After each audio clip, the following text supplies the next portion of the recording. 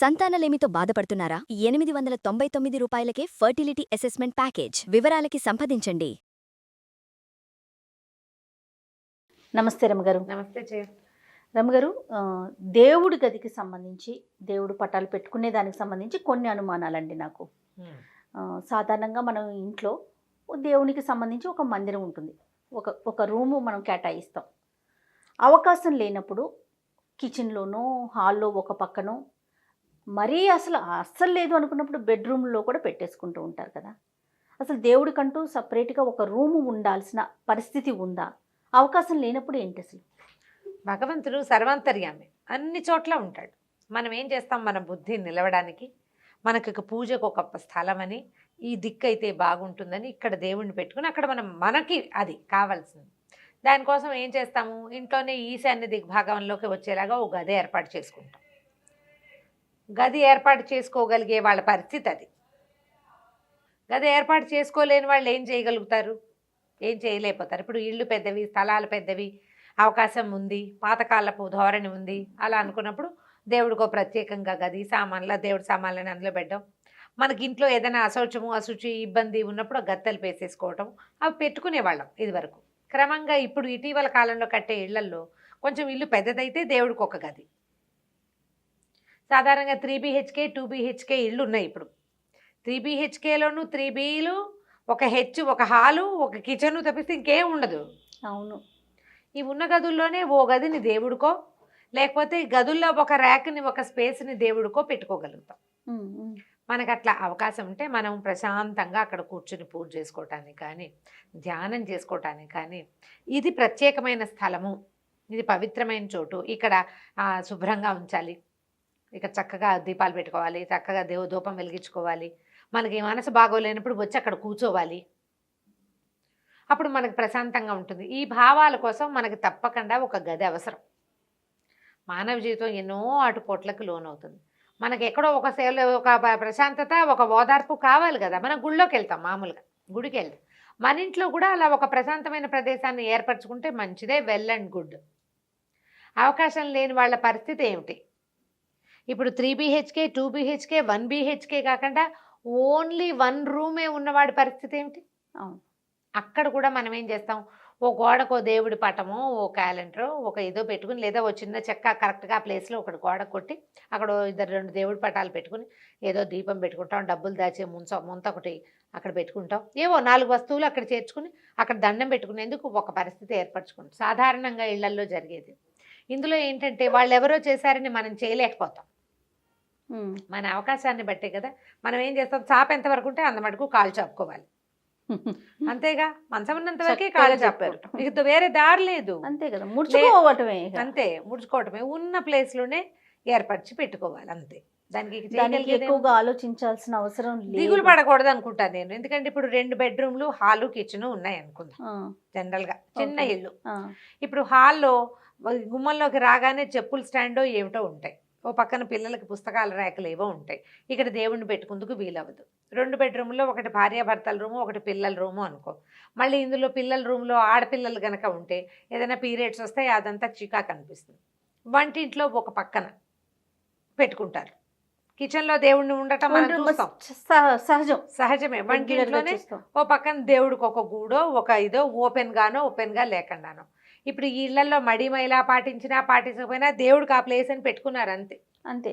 ఇక అప్పుడు మడి మైలా ఉన్నా కూడా, అప్పుడు మైలు వచ్చినా కూడా వంటింట్లో ఉందనుకోండి, తిరగాల్సిందే కదా రమ్మగారు. తప్పదు కదా. అలాంటప్పుడు ఏం చేయొచ్చు, సూక్ష్మంలో మోక్షం. ఆ ర్యాక్కి ఒక తలుపు, అంతే. ఆ గూడుకు ఒక కర్టెన్ పెట్టుకోవటమే, అంతే. ఇంకా మరి కొన్ని విల్లాస్ చూసాను రమ్మగారు. కొన్ని విల్లాస్ చూసినప్పుడు విల్లా చాలా పెద్దది, ఇల్లు చాలా పెద్దదిగా అనిపిస్తుంది, అన్నీ చక్కగా అమర్చుకుంటారు. దేవుడికి వచ్చేసరికి చిన్న రూమ్ పెట్టుకుంటారు అమ్మగారు. నాకు అనిపిస్తుంది మనసులో, ఇంటికి సంబంధించి ఇంత చక్కగా పెట్టుకున్నారు కదా, దేవుడికి ఎందుకు ఇంత చిన్న రూమే పెట్టుకున్నారు, ఇంకొంచెం పెట్టుకుని ఉండుండొచ్చు కదా అనే భావన. వాళ్ళతో అడగలేము, బట్ అలాంటి భావన అనిపిస్తుంది. ముఖ్యం ఆయనే కదా, అయినా కూడా యాక్టివిటీ ఉండదు కదా. దేవుడు అక్కడ డాన్స్ చేయడు, యాక్టివిటీ ఉండదు కాబట్టి చిన్న ప్లేస్ పెట్టుకుంటారు. నువ్వు ఎక్కడైనా చూడు, పెద్ద రూము దేవుడికి ఉండదు. అవును రమ్మగారు. ఎందుకంటే ఆ దేవుడి గదిలో చేసేది ఏమిటి, యాక్టివిటీ మనది. మనం అక్కడ పడుకోము, భోజనాలు చెయ్యము, పదే పదే అక్కడ కూర్చోము. కూర్చోము, నలుగురు కూర్చొని అక్కడ కూర్చొని కబుర్లు చెప్పుకోము.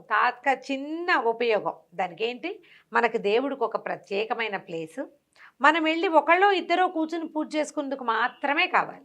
ఈ విషయం నాకు ఎప్పుడు, మీరు చెప్పిన విషయం ఎప్పుడు అనిపించిందంటే, ఎక్కువ పటాలు పెట్టుకోక్కర్లేదు, చక్కగా మనకి ఎవరో ఇష్టదైవం 1-2 ఫోటోలు పెట్టుకొని తక్కువగా పూజ, అంటే ఈ వస్తువులు తక్కువగా ఉంటే సరిపోతుందని ఒకసారి మీరే నాతో ఒక వీడియోలో చెప్పారు కదా.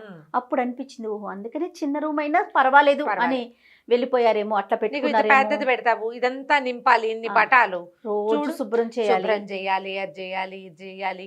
తర్వాత ఏమో వారా వీర అందరూ పట్టుకొచ్చి ఇస్తూ ఉంటారు, అవన్నీ వేరుస్తామా. పైగా ఈయనకో స్తోత్రం, ఆయనకో శ్లోకం, ఆవిడకు ఒక అరటిపండు, ఈయనకు ఒక బెల్లం ముక్క, ఇవన్నీ చెయ్యొద్దు. చేయకపోతే ఏమైపోతుందో అని భయం. అవును, అదో భయాలు. అవును. మా ఇంట్లో 4 దేవుళ్ళు ఉన్నారు, వినాయకుడికి ఇచ్చేసి, విష్ణుమూర్తికి ఇచ్చేసి, పార్వతీదేవికి ఇచ్చి, ఎన్ని చేస్తావు, నీకు అంత సమయం ఏది? అందరికీ కలిపి ఒక ప్రార్థన చేయలేము మనం. వినాయకుడికి వేరే స్తోత్రం ఉంది, వెంకటేశ్వర స్వామికి వేరే స్తోత్రం ఉంది, విష్ణుమూర్తికి ఒక స్తోత్రం ఉంది. నా మటుకు నేను కూడా విష్ణుమూర్తికి వేరు నాకు నోట్లో ఉంటాయి కదా. విష్ణుమూర్తికి వేరు, వెంకటేశ్వర స్వామికి రోజు వజ్రకవచం. మనకి ఇక్కడ సెపరేట్ ఉందా రమ్మగారు రూమ్? రూమ్ సెపరేట్ లేదు, మాది కూడా 3 BHK, 3 బెడ్రూమ్లు, హాలు, కిచెన్. హాల్ బాగా పెద్దది మాది. రూములు ఒక రవ చిన్నవి. 3వ బెడ్రూమ్ ని మేము దేవుడికి ఇచ్చేసాం. అదేలే, అందులో మా యాక్టివిటీ ఏం లేదు. 2 పెద్ద పెద్ద ర్యాకులు ఉన్నాయి, సామాన్లు పెట్టుకుంటారు, దుప్పట్లు గిప్పట్లు అందులో పెడతాం. కానీ కొన్ని సామాన్లు బాగా అసలు వాడకుండా ఉండే వాటిని అందులో పెడతాం. దేవుడి మందిరం ఒకసారి నా మందిరం ఫోటో తీసి ఇచ్చాం కదా, ఆ మందిరం ఆ రూమ్ లో ఉంటుంది. మేము యాక్టివిటీ ఏం లేదు అందులో. పొద్దున పూట ఆయన జపం చేసుకోవడానికి, నేను పూజ చేసుకోవడానికి, మా దసరా 10 రోజుల పూజలు. ఇంకా మీరు, నేను రాసుకోటాలు అని అక్కడే కూర్చుంటాను. వెళ్ళకుండా ఉంటారా? వెళ్ళను. తర్వాత ఏమో అది తప్ప ఇంకా ఆ గదిలో మేము ఏమీ చెయ్యం, యాక్టివిటీస్ లేవు, ఏ యాక్టివిటీ లేదు. 3వ బెడ్రూమ్, దానికి టాయిలెట్ అటాచ్డ్ కాదు, హాల్లోకి ఉంది. అటాచ్డ్ టాయిలెట్ లేని దాన్నే మేము దేవుడి కోసం పెట్టుకున్నారు. పూజ గది లేదు కాబట్టి, ఇంకా మా పిల్లలకి పెళ్లిళ్ళు గిల్లిళ్ళు రాలేదు కాబట్టి మా వరకు ఓకే సరిపోతుంది. మిగిలిన 2 బెడ్రూమ్లు, హాల్, కిచెన్ లో మేము సర్దేసుకుంటాం. మా దేవుడిది బెడ్రూమ్ పెద్దదే, 10x12 రూమ్. ఆయనకి పెద్దదే ఇచ్చారు. మరి రూమ్ 3వ రూమ్ ఉంది, 3వ రూమ్ ఆయనకి పెట్టేసాం. అమ్మ వాళ్ళ ఇంట్లో ఎట్లా ఉండేదండి? మాకు సెపరేట్ పూజ దేవుడి గది ఉండేది. మాకు మా పైగా మా దేవుడు ఎక్కువేమో కదా, మడి ఎక్కువ కదా. వంట గదిలోనే మాకు దేవుడు ఉన్నా కూడా మా గోల ఏంటంటే, మేము ఒకళ్ళు వంట చేస్తుంటే వేరే వాళ్ళు వెళ్ళడం మా పద్ధతి కాదు. పిల్ల జల్లా వెళ్ళరు వంటిళ్లలోకి. అప్పట్లో ఎవరు మడి కట్టుకున్నారో వాళ్ళే అక్కడ తిరిగేవాళ్ళు. గారు, దేవుడికి పెట్టే నైవేద్యాలు వండేటప్పుడా, లేకుంటే మామూలుగా మనం ఏది వండుతున్నా ఇంకొకరు వెళ్ళకూడదు అట్లాంటి మొత్తం మడి అంత వంట అంతా మడితోటే చేసేవాళ్ళ అమ్మ. ఆవిడ మడి కట్టుకునే వంట చేసుకునేది. ఏదైనా కరివేపాకు అవి కావాలంటే మనం గుమ్మం బయట నుంచి గుమ్మంలో పెట్టడమే కానీ, పిల్లలు వెళ్ళిపోయి వంటింట్లో ఇప్పట్లాగా తిరగడం, మంచినీళ్ళు ముంచుకోవడం, ఈ గోళ్ళు ఉండేవి కాదు. మా వంటింట్లో వంట, గోవింద పెట్టె, మాకు పెరమాళ్ళు పెట్టె, కోవిలాళ్ళవారు అంటారు, ఒక బాక్స్ అది. ఆ స్వామిని పర్యంకాసనం అంటే నిద్రపుచ్చేసాక పర్యంకాసనం చెప్పడం అంటే పవళింపు సేవ. పర్యంకాసనం, నీకు పక్క వేస్తాను స్వామి నిద్రించు అని మధ్యాహ్నమే చెప్తారు. సాపాటు భోజనాలు నైవేద్యం అన్నీ అయిపోయాక పర్యంకాసనం చెప్పాక తలుపేసేస్తారు. తలుపేసేసి హుక్కు, మా ఇంట్లో అంతే, మా పెదనాన్నగారి ఇంట్లో కూడా అంతే, హుక్కు పెట్టేస్తారు. పెదగోవింద పెట్టెని మూసేస్తారు. అర్చన జరుగుతున్నప్పుడు మనం ఎదురెళ్తాలు అవి కూడా మా ఇంట్లో ఉండేవి కదా. అందుకే నాకు ఎక్కడైనా సాలగ్రామాన్ని చూస్తే ఉత్సాహం. మా ఇంట్లో సాలగ్రామాల్ని నేను సంవత్సరానికి ఒకసారి కూడా చూశారు కదా. అర్చన జరిగేటప్పుడు పిల్లలు అటు ఇటు వెళ్తే మడిపోతుందని వెళ్ళొచ్చేవాళ్ళు కాదు.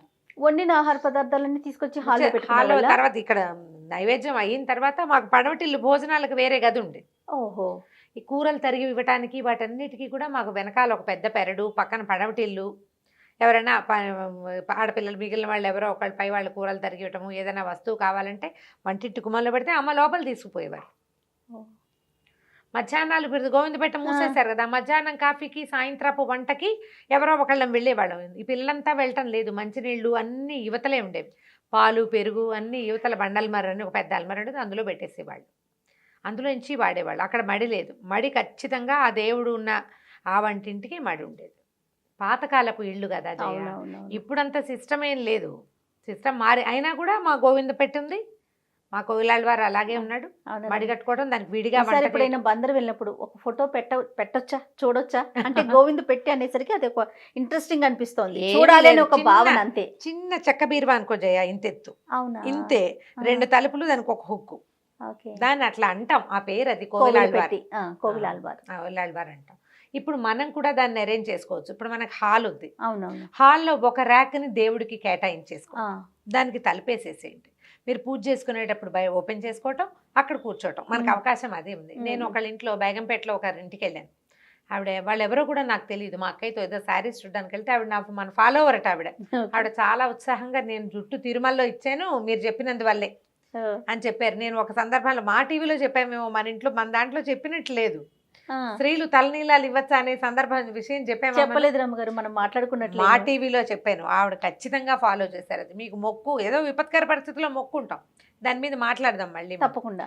ఆవిడ వాళ్ళ ఇంట్లో లోపలికి వెళ్ళాం కానీ రైట్ సైడ్ ఒక గోడకి, ఈశాన్యం గోడ అది, అక్కడ ఫుల్ ర్యాక్ పని అయ్యాక తలిపేసేస్తారు.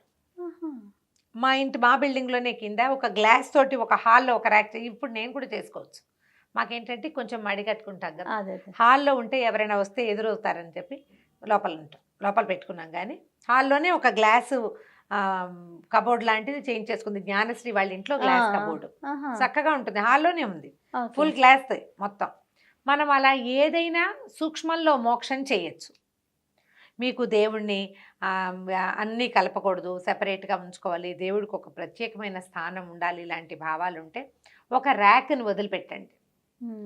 గదులు వదిలిపెట్టలేకపోతాం, కనీసం ఒక ర్యాక్, కిచెన్లో ఒక ర్యాక్, దాన్ని క్లోజ్ చేసుకోండి.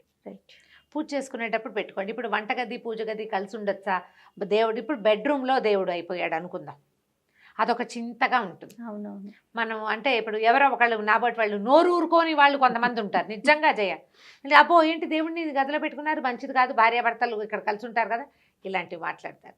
అమ్మ ఎవరు చూడకుండా ఉంటారా మనని? భూమి ఆకాశాలు పంచభూతాలు మనని చూస్తూనే ఉంటాయి కదా, వాళ్ళే కదా మన జీవితానికి సాక్షులు. ఇలాంటి భావాల్లోకి వెళ్ళకండి, ఏమీ భయం లేదు. మీకు అవకాశం లేకపోతే ఒక్కటే గది, ఒక్కటే కిచెను, చిన్న కిచెను, అక్కడ దేవుని పెట్టుకునే వీలు పెట్టడమే అంతే, దానికి ఒక అడ్డం పెట్టుకోండి.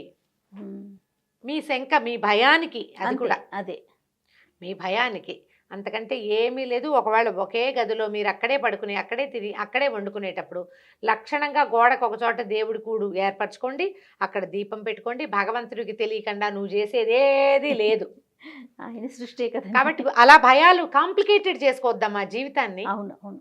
అలా ఎలా వచ్చిన వాళ్ళు నోరు ఊరుకోని వాళ్ళు ఇవన్నీ మాట్లాడతారు. నోళ్ళు కట్టేసుకోండి, కుట్టేసుకోండి, అక్కర్లేని మాటలు మాట్లాడారు. విన్నాను రమ్మగారు, వంటగదిలో పెట్టుకున్నారనుకోండి, అక్కడే నాన్ వెజ్ వండుకుంటారు కదా, మరి వంటగదిలో దేవుణ్ణి ఎలా పెడతారు? నాన్ వెజ్ నువ్వే పుట్టించావా? ఈ ప్రశ్న కూడా వస్తుంది. నాన్ వెజ్ ఎవరు పుట్టించారు? నిన్ను పుట్టించిన వాడే కాదు, అంతే కదా, దాన్ని నీకు ఆహారంగా వాడే కాదు చేశాడు. నియమం పెట్టుకో, ఏదైనా ఒకటి, ఈరోజు తినం, ఈరోజు చెయ్యం అని పెట్టుకోండి. ఆ నియమ పాలన చేయండి అమ్మా. పదే పదే ఇదే మాట చెప్పుకుంటాం మనం. అవును రమ్మగారు. ఇప్పుడు దేవుడికి పక్కన గూడు ఉంది, గూడుని మాత్రం కవర్ చేసి పెట్టుకోండి, మీకు శంక లేకుండా భయం లేకుండా ఉంటుంది. అంత మంచి ఏమీ లేదమ్మా.